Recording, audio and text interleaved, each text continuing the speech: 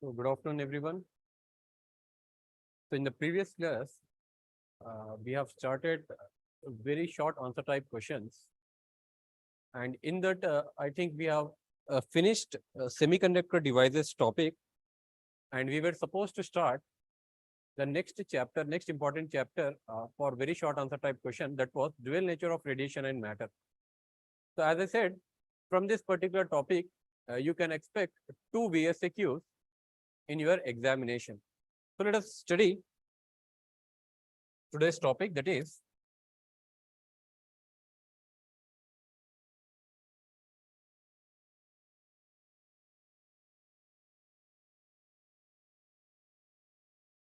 dual nature of radiation and matter.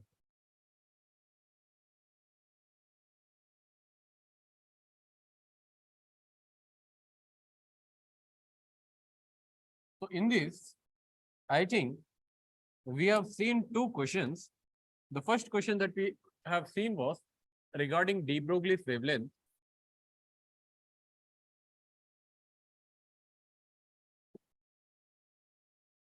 And what was the formula we were getting for de Broglie's wavelength? We have written something like this: lambda is equals to h divided by p, where h was called as Planck's constant and p was the momentum of the particle. Further, we have written this formula as h divided by mv, where m represents the mass of the particle, v represents the velocity of the particle, and h represents Planck's constant. And what was the lambda? Lambda was known as de Broglie's wavelength. Lambda was called as what? It was called as de Broglie's wavelength.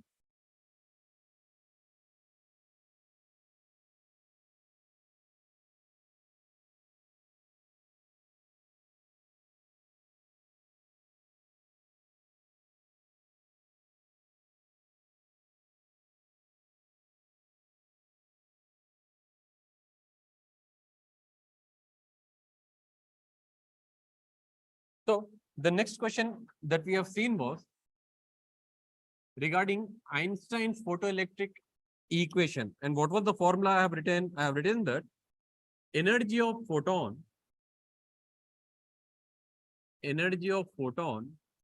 is equals to work function of that one particular material plus kinetic energy. Further, I said that we can write this formula something like this: h nu is equals to work function plus what is the formula for kinetic energy? It is 1/2 mv square.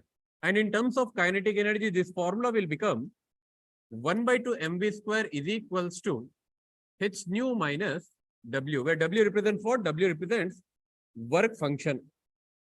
So this was Einstein's photoelectric effect equation. Einstein photoelectric effect equation. So these were the two questions that we have seen in yesterday's class after starting the new chapter, that was dual nature of radiation and matter. Let us move on to the next question or the next important topic from dual nature of radiation and matter. That is Heisenberg's uncertainty principle. Heisenberg's uncertainty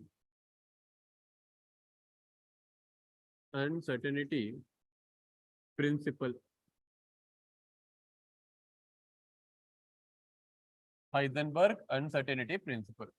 So let us understand this. I will try to give an explanation. I will try to explain this. What is this Heisenberg uncertainty principle? Let us consider an electron revolving around the nucleus. Let us assume this is an atom. Here we are having an electron, and this electron is revolving around the nucleus. So here we are having nucleus. Now, what de Broglie said? De Broglie said that whenever an electron is revolving around the nucleus, along with that electron, a wave will be there. That wave was called as what? Matter wave, and the wavelength was called as de Broglie's wavelength. Now, what this Heisenberg uncertainty principle statement says? It says that it will talk regarding, basically in our syllabus, we'll be talking regarding what? Momentum and position. It tells us about position and momentum. Position and momentum. So see here. Let us assume that electron is continuously revolving around the nucleus. If I try to stop this electron, then at that time, at that one particular time only, I can determine its position. But whether the velocity of the electron will be there? No. As I am stopping the electron, its velocity will become zero. So I can't determine the momentum. But if the electron is continuously moving around the nucleus, I will be able to determine the velocity and I will be able to determine the momentum. But whether I will be able to determine the position? No, because the electron will not stay at one particular position. It will be continuously revolving around the nucleus. So what Heisenberg said that, he said that it is impossible to determine. It is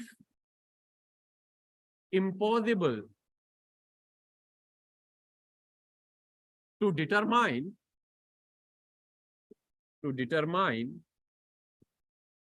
both the position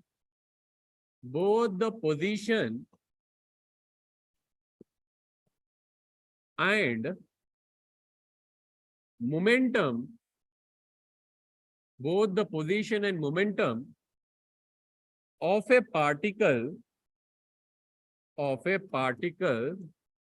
at the same time.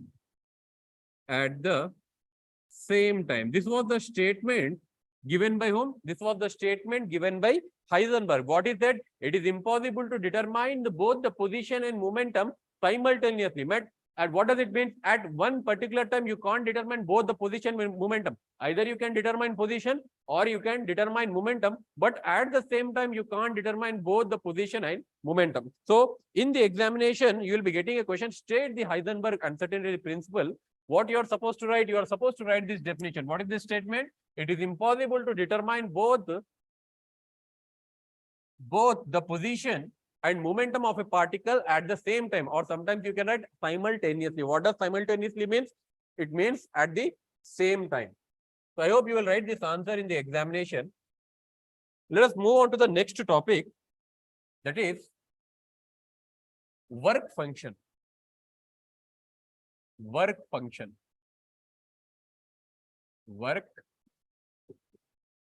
function.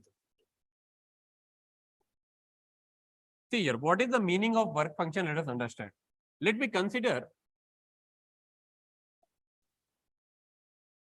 consider a metal plate. So let us assume this is a metal plate. I will try to draw this.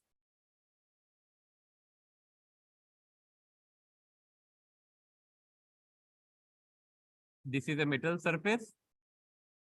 And we know that in case of metals, what will be there? There will be free electrons. What will be there? There will be free electrons. So let us assume there are few free electrons inside this metal surface.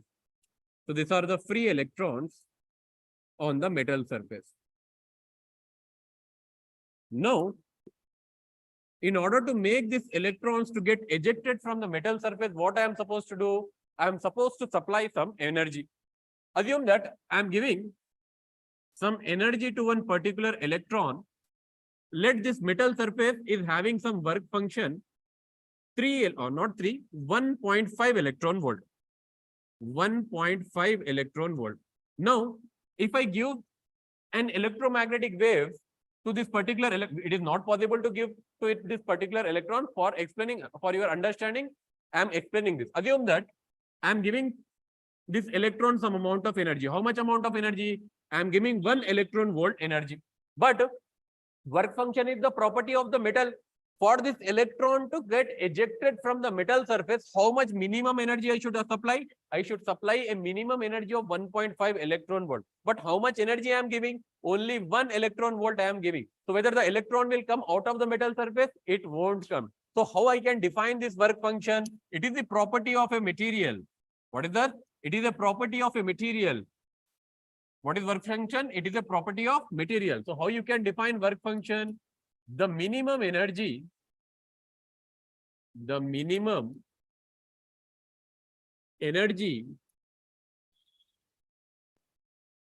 required by an electron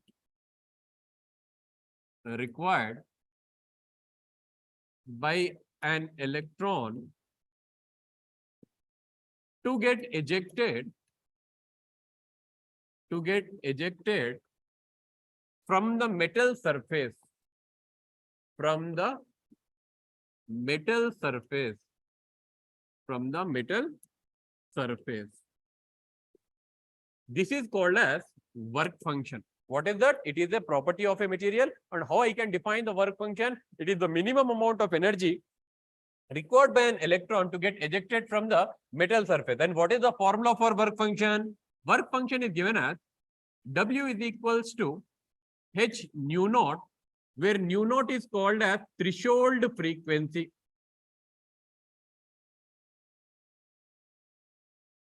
Threshold frequency. Where nu naught is called as what? It is called as threshold frequency. I hope you will write this answer. What is the definition? What is the statement for work function? It is defined as the minimum energy required by an electron to get ejected from the metal surface. That is called as what? It is called as work function. So just by writing the definition, if you are able to write this formula, it would be more than sufficient for 2 marks.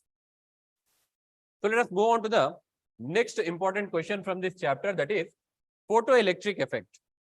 Photoelectric effect. Photoelectric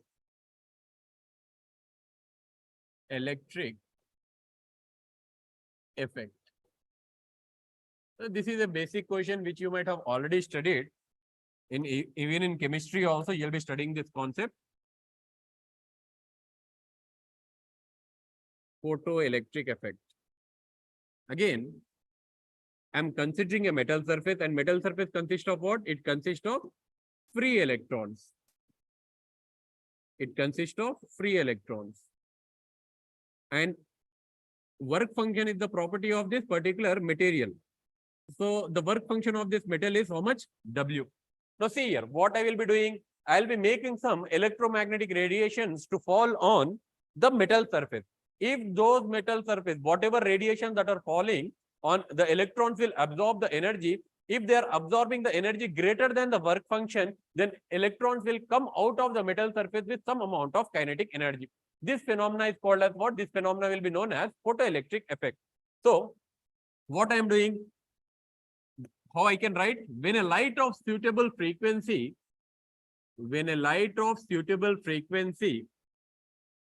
is incident on a metal surface, then what will happen? Here the electrons will absorb the energy. If the energy is greater than work function, the electrons will come outside the metal surface with some amount of kinetic energy. So I can write, if a light electromagnetic wave is incident on a metal surface, then what will happen? The electron will overcome the work function and comes out. The electron will come out with some amount of kinetic energy.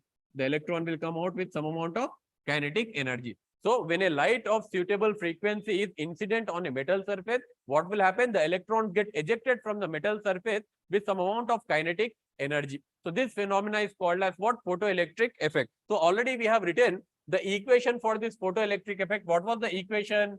E is equals to energy of photon incident on the metal surface. That is equals to this energy is utilized in doing some work function to overcome what? Work function, and it is coming outside the metal surface with some amount of kinetic energy. So I can write this formula as H nu is equals to H nu naught plus 1 by 2 mv square. I hope you remember what is H nu naught. Already we have written the formula for work function. What is the formula for work function? It is W is equals to H nu naught.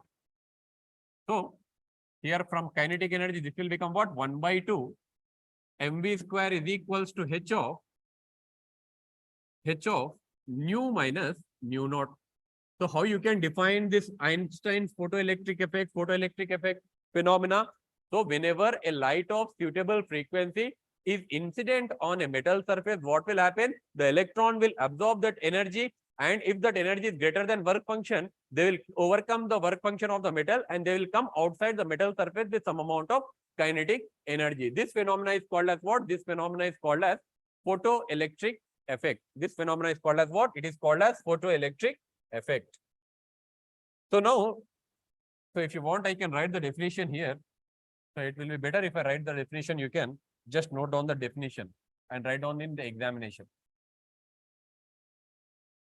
If you want to write this equation, you can write. Otherwise, you can neglect this equation because you have already written this in expression also. So see here, how I can define this Einstein photoelectric equation? When a light of suitable frequency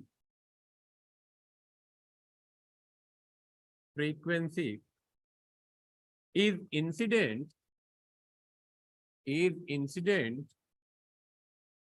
on a metal surface, then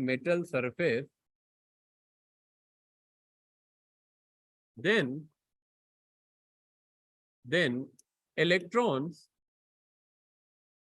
overcome the work function of the metal, the work function of the metal, and gets ejected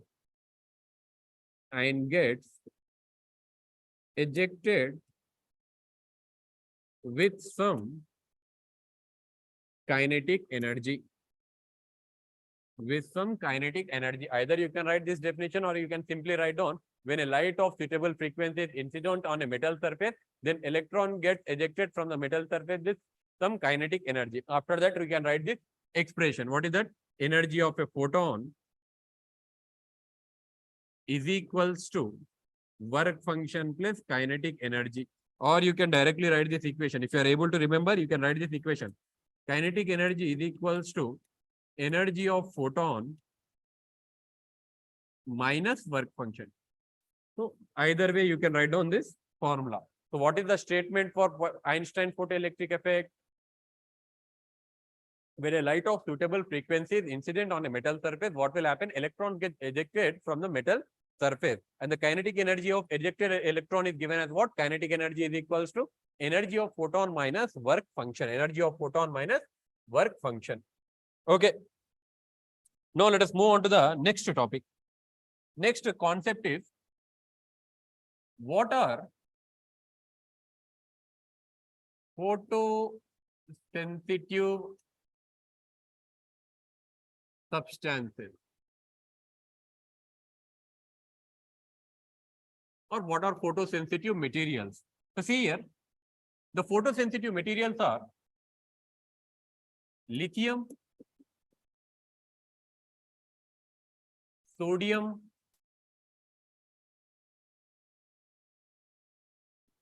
potassium,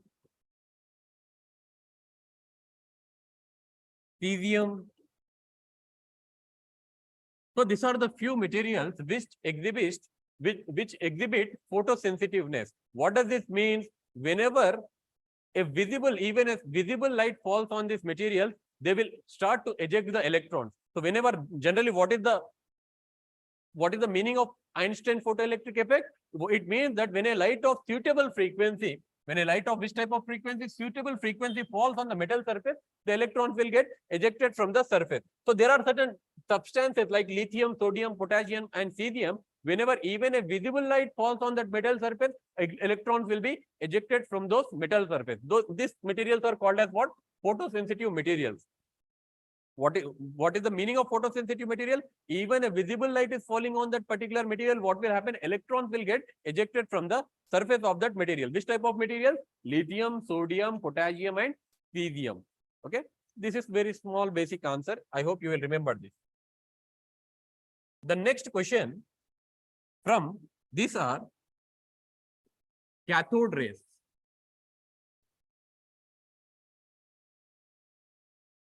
Cathode rays. So this is also a basic question. First question, I think this might be the first question in your dual nature of radiation and matter. Cathode rays. Where these rays are produced? These are produced in discharge tube. Where these are produced? These are produced in discharge tube. What are these cathode rays? These are stream of stream of negatively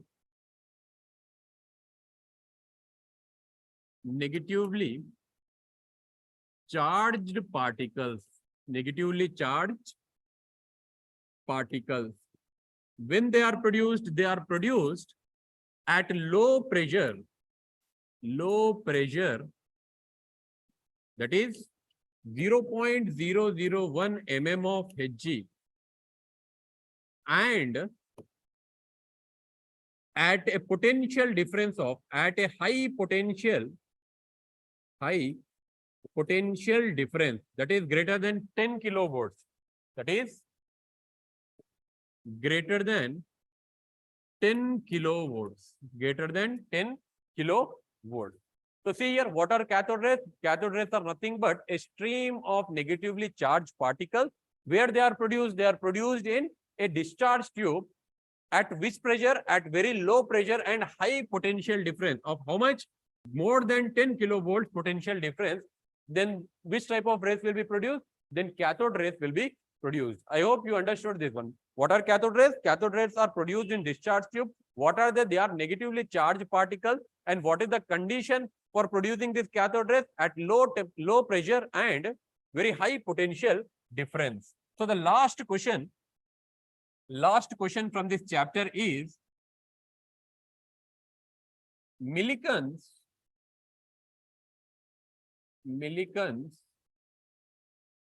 experiment.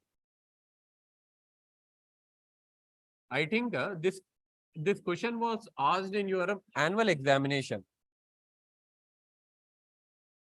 In annual examination, this question was there. What does Millikans experiment said? See here, there was an experiment called as Millikans oil drop experiment. What they have determined is that they have determined the charge on that particular drop of oil. So whenever they were determining the charge present on that particular drop of oil, what they determined is that they found out that the charge on that oil drop is integral multiple of smallest value of E. So what they have determined? They have determined that charge on each oil drop or charge on the particle is how much? Integral charge is equals to what? Integral multiple of E, charge of an electron. So this was the outcome of that Millikan oil drop experiment. They were able to say that charge is quantized. What they said? They said that charge is quantized. So if you had written this answer in your examination, you would have got easily 2 marks. So what is the outcome of Millikan's oil drop experiment? It said that the charge is quantized. What does it mean? Charge is an integral multiple of what? Electron, smallest value of charge, E, N into E. If you are able to write this, you'll be getting 2 marks for this answer. So by this, we have finished all the VSQs from dual nature of radiation. We have started with de Broglie's wavelength, then we have discussed regarding Einstein's photoelectric effect equation, Einstein photoelectric equation. Then we have went through Heisenberg uncertainty principle. Then we have discussed regarding the basic definition for work function. Later on, we have went on Einstein photoelectric effect. Then we have studied about what are photosensitive materials and why they are called so. Next, we have discussed regarding very small and important VSQ. What is that? Cathode rays. Cathode rays are produced in discharge tube at very low pressure and very high potential difference, that is more than 10 kilovolts. And what are cathode rays? These are nothing but stream of negatively charged particles. Finally, we have discussed last VSQ from this chapter. What is that? Millikan's experiment. So what he came to know, what is the importance of Millikan oil drop experiment? They came to know that charge is quantized. What does it mean? Charge is an integral multiple of smallest value of E. What is the value of E? E is 1.6 into 10 power minus 19 coulomb. E is how much? 1.6 into 10 power minus 19 coulomb. So let us move on to the next chapter. The next chapter VSQ that we are going to discuss is moving charges and magnetism. Moving charges and magnetism.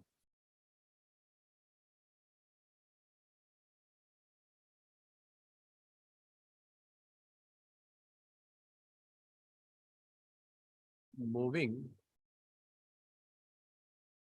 charges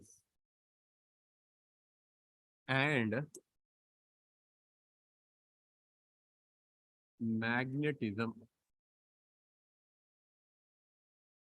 So once we are done with moving charges and magnetism, I'll discuss the VSEQs of magnetism and matter.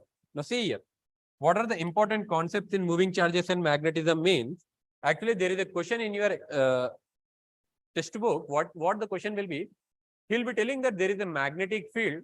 In that magnetic field, a charge is projected. Whenever the charge travels in a magnetic field, then what will be happening? A force will be acting on that charge due to that magnetic field. Now the charge will start to make which type of motion? Actually, it will make a helix, but we are considering a circular motion. So what is the force acting on that charge means? See here. First question, force on a charge in a magnetic field. In magnetic field. So it is given as, how it is given? It is given as, let us assume there is a charge Q and this is projected with some velocity V in a magnetic field B.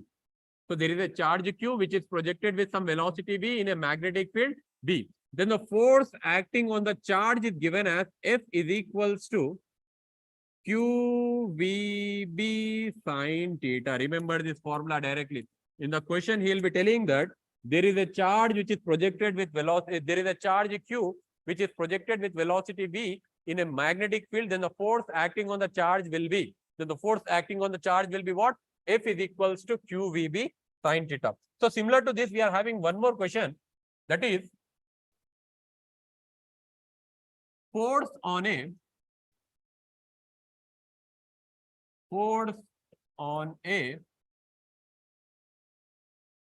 current carrying wire. Force on a current carrying wire placed in magnetic field. Placed in magnetic field.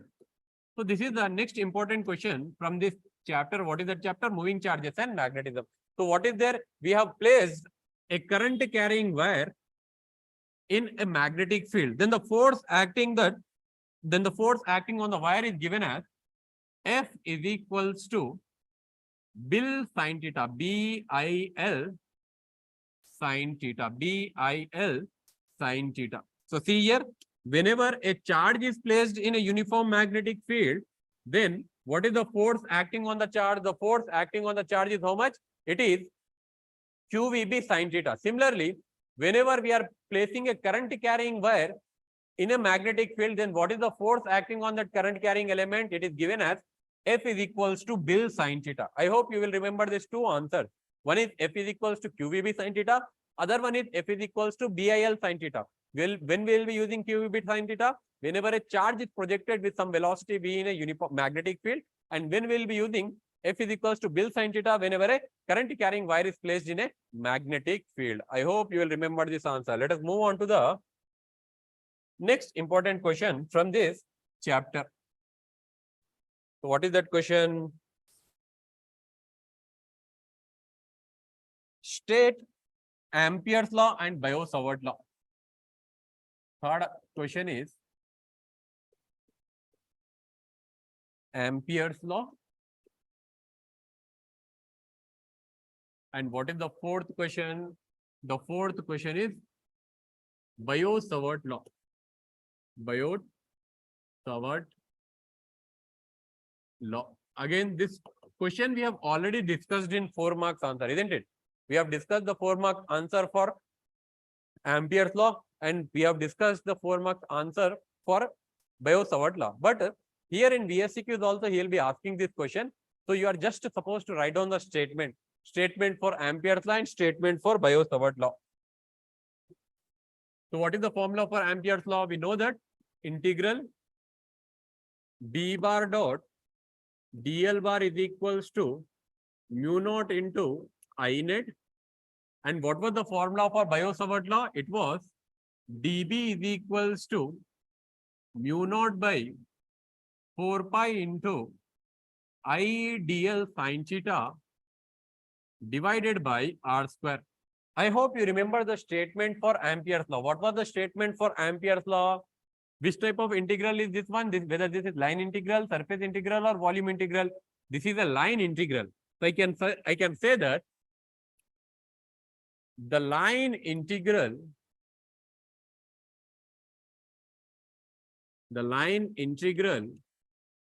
of magnetic field around a closed loop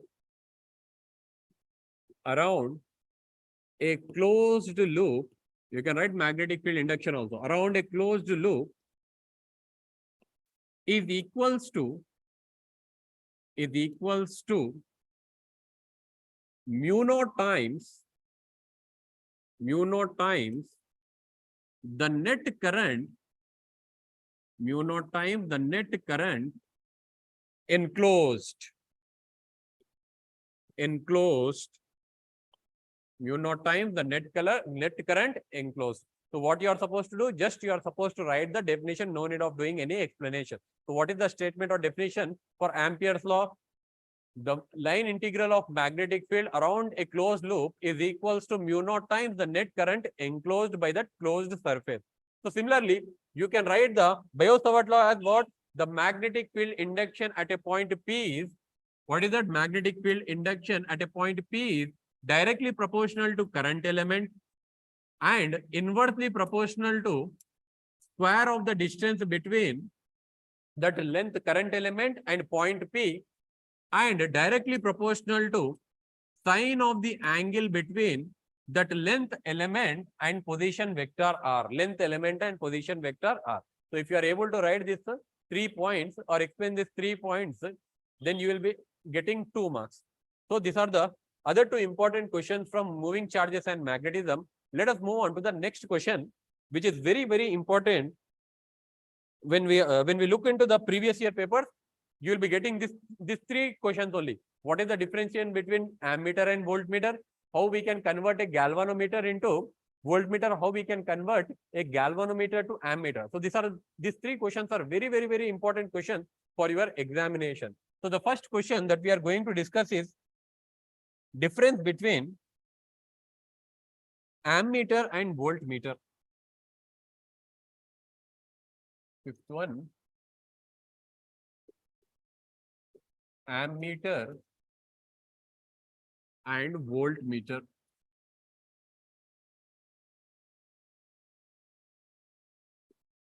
See here. Why we'll be using ammeter? What is the use of ammeter? Ammeter is a device which is used to measure what? Electric current. It is used to measure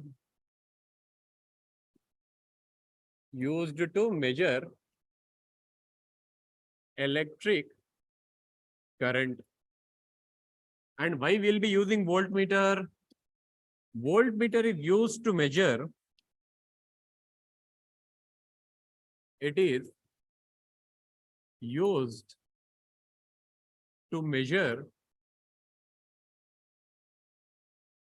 the potential difference. It is used to measure what? It is used to measure potential difference. Next, how it is connected in the circuit? How it is connected in circuit? We know that always ammeter is connected in series. So it is connected in series in a circuit. So how voltmeter is connected in the circuit? It is connected parallelly. It is connected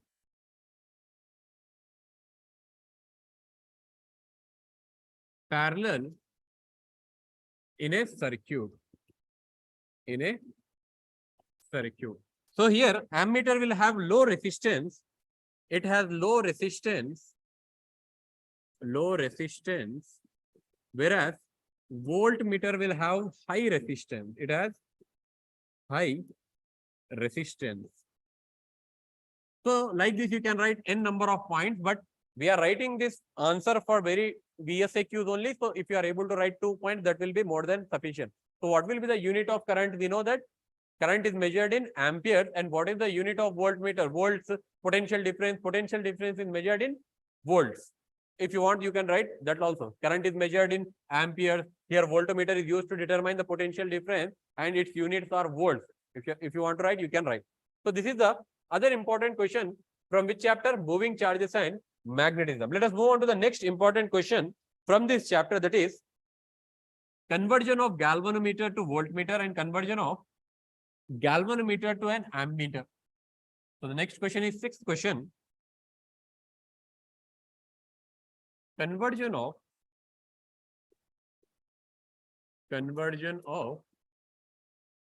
galvanometer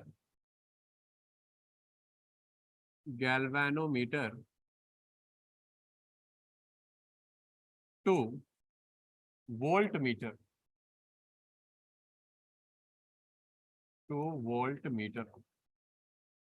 Conversion of galvanometer to voltmeter. How you can convert a galvanometer to voltmeter means a high resistance should be connected in series to galvanometer. So if this is the galvanometer, if this is my galvanometer, to this galvanometer, what we are supposed to connect? We are supposed to connect a very high resistance. This is resistance in series. So how can you convert a galvanometer to voltmeter? Means galvanometer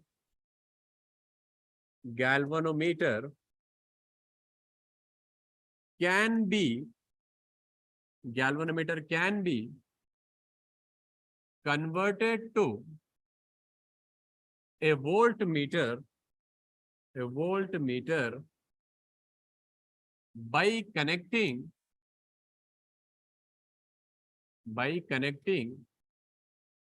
a very high resistance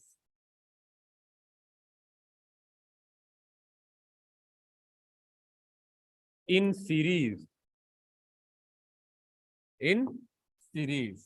So what is the answer you are supposed to write? You are supposed to write that galvanometer can be converted into voltmeter by connecting a high resistance in series. So I hope you will write this answer. Similarly, we will see one more question here itself. That is conversion of seventh important question from this chapter. Conversion of galvanometer to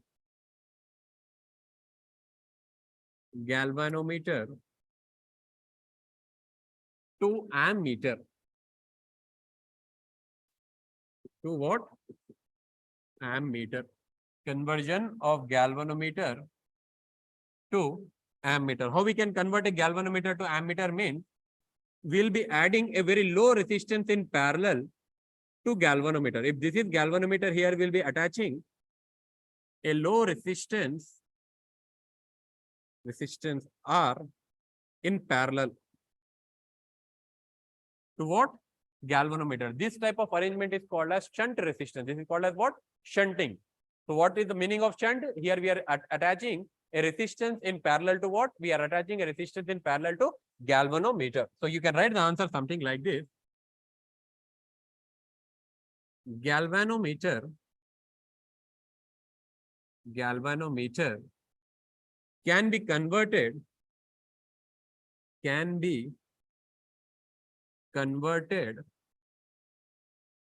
to an ammeter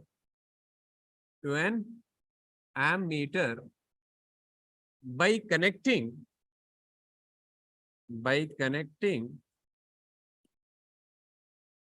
a low resistance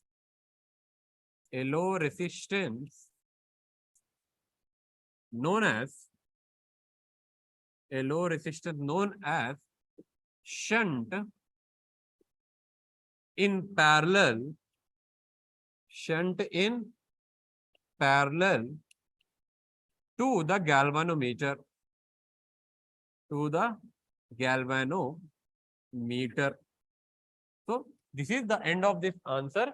So what is the three most important questions from this chapter means different distinguish between ammeter and voltmeter, how you can convert a galvanometer to voltmeter, how you can convert an ammeter to voltmeter. Sorry, galvanometer to ammeter. So the next question from this particular topic is principle of moving coil galvanometer. What is that?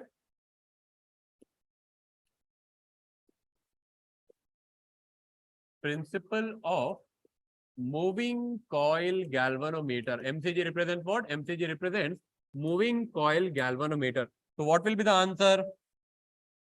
If we are having a magnetic field, here let us assume this is North Pole, and let me assume here this is South Pole, and in between this North Pole and South Pole, what I did, I have placed a coil, rectangular coil through which current is flowing. So what will happen? Due to this, this coil will start to rotate here. What it will do? It will start to rotate. So torque will be produced in the coil. So what is the answer you are supposed to write in case of what is the principle of moving coil galvanometer means?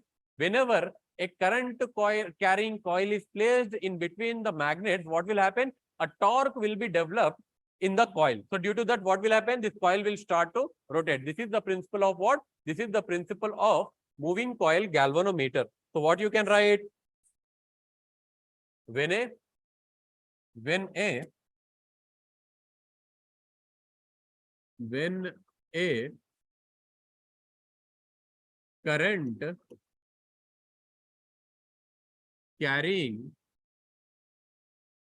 coil is placed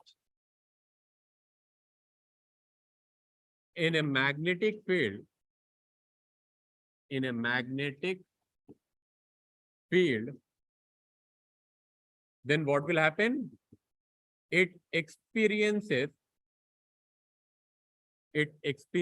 what? Torque. What does it experience? It experiences what? It experiences torque. So when a current carrying coil is placed between two bar magnets or two magnets, in between that, what we are placing a coil. What will happen due to that magnetic field and the current is also flowing in the coil? Some force will be acting on that coil, and due to that force, what will happen? The coil will start to rotate. That is nothing but the force acting during rotation is called as what? It is called as torque. I hope you understood this answer. Now I think we are left with one more very important question from this particular chapter, that is importance of Oersted experiment.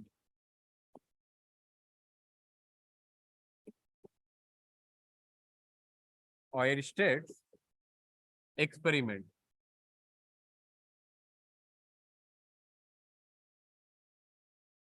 So what is this Oersted experiment? We have already discussed.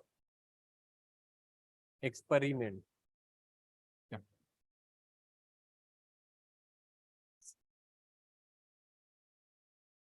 This is the last question from moving charges and magnetism. So what this Oersted experiment gave the conclusion, he said that whenever a current is flowing through a wire, what will happen? Around that current carrying wire, magnetic field will be developed.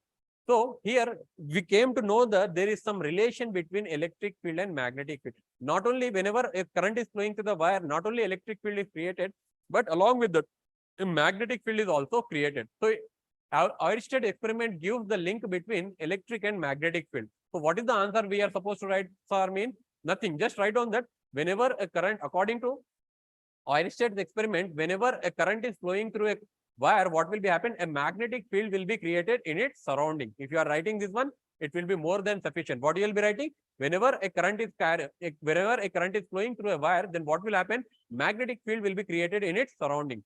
So this is the end of this chapter. What is that chapter? Moving charges and magnetism. So these are the important questions from moving charges and magnetism. What are the things that we have discussed? We have discussed regarding what we have discussed. Whenever a charge is placed in a magnetic field, what will happen? Some force will be acting on that charge. What is that force? F is equals to QVB sin theta. Similarly, when we are placing a wire through which current is flowing in a magnetic field, then the force acting on that wire will be how much? F is equals to BIL sin theta. Later on, we have discussed regarding difference between ammeter and voltmeter. What is an ammeter? It is a device used for measuring electric current. And what is the unit of electric current? Ampere. And how it is connected in a circuit? It is always connected in series in a circuit. Next, what is voltmeter? Voltmeter is a device which is used for measuring what? Potential difference. And what is the SI unit? It is volt. So how we are connecting this voltmeter? We are connecting this voltmeter in a circuit parallelly. I think you remember the circuit diagram. Where is that question? Yeah. Ammeter is always connected in series, something like this. If I consider this is a resistance, and here I am having a battery. This is high potential, this is low potential. Here I am having resistance R. Current will be flowing through this resistance I, and then we'll be connecting an ammeter here, something like this. Ammeter. So ammeter is always connected in series. Whereas voltmeter, if I consider voltmeter, if this is resistance R, and here we are having a battery of potential V, positive terminal, negative terminal, then voltmeter is connected in parallel in a circuit. Voltmeter is connected in a parallel in a circuit. So the next question that we have discussed was Ampere's law and Biot-Savart law. So Ampere's law and Biot-Savart law, we have already discussed this in SAQs also. So there is no need for me to explain it again. So next important question from this chapter is what? Conversion of galvanometer to voltmeter and conversion of galvanometer to ammeter. How we can convert a galvanometer to voltmeter? We can convert a galvanometer to voltmeter by connecting a high resistance in series. Next, how we can convert a galvanometer to ammeter? We can convert a galvanometer to ammeter by connecting a low resistance called as shunt resistance in parallel to what? Galvanometer. What was the next question that we have discussed? We have discussed regarding principle of moving coil galvanometer. Whenever a current carrying coil is placed in between the two magnets, what will happen? The coil will start to rotate because some force, that force is called as what? Torque. It experiences what? Torque. Next, we have discussed regarding Oersted experiment. What is it? Whenever there is a wire and through that wire current is flowing, in the surrounding of this wire, what will be created? A magnetic field will be created. What is the conclusion? Oersted gave the linkage between electric and magnetic field, electric current and magnetic field. So by this, we are done with the important VSAQs from moving charges and magnetism. Let us start the next chapter, next important chapter, that is magnetism and matter. So let me check the time.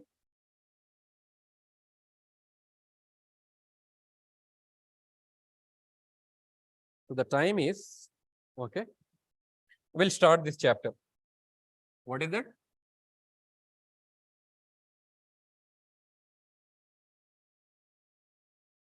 Magnetism and matter.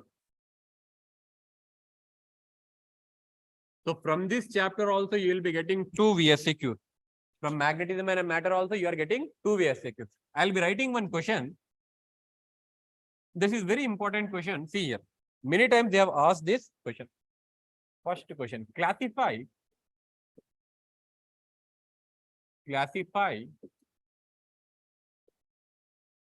the following materials.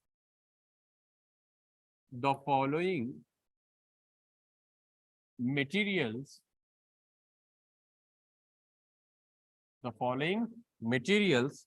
with regard to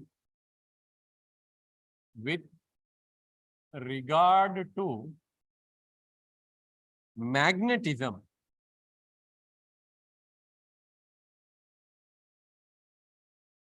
So what are the materials given here? The materials given are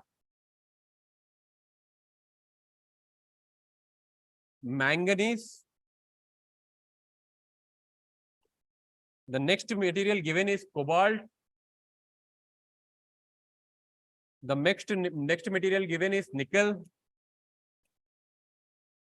The next material given is bismuth. The next material given is oxygen. And the last one is copper. Last one is what? Copper. See here. We know that materials are generally classified based on their orientation. We are having diamagnetic materials, paramagnetic materials, ferromagnetic materials, and ferrimagnetism. So here we will be discussing only three types of material. What is that? Diamagnetic, paramagnetic, and ferromagnetic.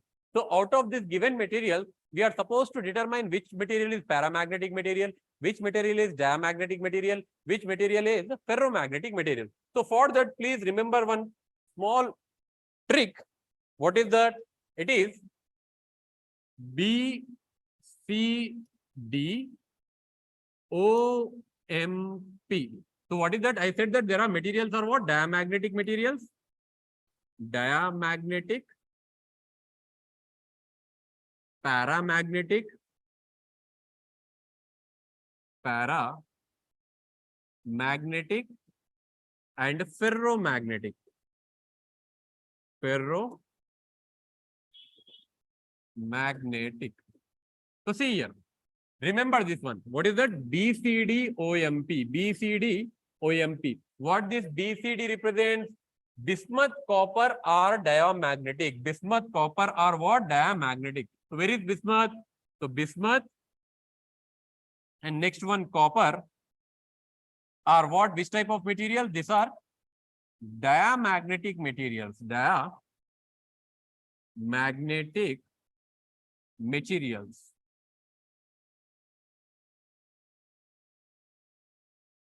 Next one, see OMP. OMP represents oxygen and manganese. Where is oxygen? Oxygen is here. Oxygen and manganese are which type of material? They are paramagnetic materials. Paramagnetic materials. So we are left with only two materials. What are those two materials? These are cobalt and nickel. Cobalt and nickel. Which type of materials are they? They are ferromagnetic materials. They are what? Ferromagnetic materials. Ferromagnetic material. So remember this small technique. What is that? BCD and OMP. Bismuth, copper are diamagnetic. Oxygen and manganese are paramagnetic. Whereas remaining cobalt and nickel are what? Ferromagnetic materials. Okay. I hope you will remember this technique. BCD and OMP. So let us end today's class here itself. Tomorrow we are going to continue this magnetism and matter, and from magnetism and matter you will be getting 2 VSQs in your annual examination. From dual nature of radiation, you will be getting 2 VSQs. From magnetism and matter, you are getting 2 VSQs. So what are the chapters that we are done with? We are done with communication system. We are done with dual nature of radiation and matter. We are done with semiconductor devices. We are done with moving charges and magnetism. Now we are doing magnetism and matter. So if I see the completed chapters, from communication system, you will be able to do 1 VSQ. From semiconductors, you will be able to do 1 VSQ. From dual nature of radiation, you will be able to do 2 VSQs. And from moving charges and magnetism, you will be able to do 1 VSQ. So in total, till now, we will be able to do 5 VSQs in your examination. If you are done with this chapter tomorrow, again, you will be able to do 2 more VSQs. That is, 7 VSQs will be completed by tomorrow. Not 7. I think 8 or 9 VSQs will be completed by tomorrow, because tomorrow we are going to discuss about this chapter, magnetism and matter, VSQs. Then we'll discuss either electromagnetic waves, AC, or other chapters. Okay. So I hope you are revising all the questions. Please be perfect with LAQs, SAQs, and this VSQs chapters. So we'll meet tomorrow. Thank you.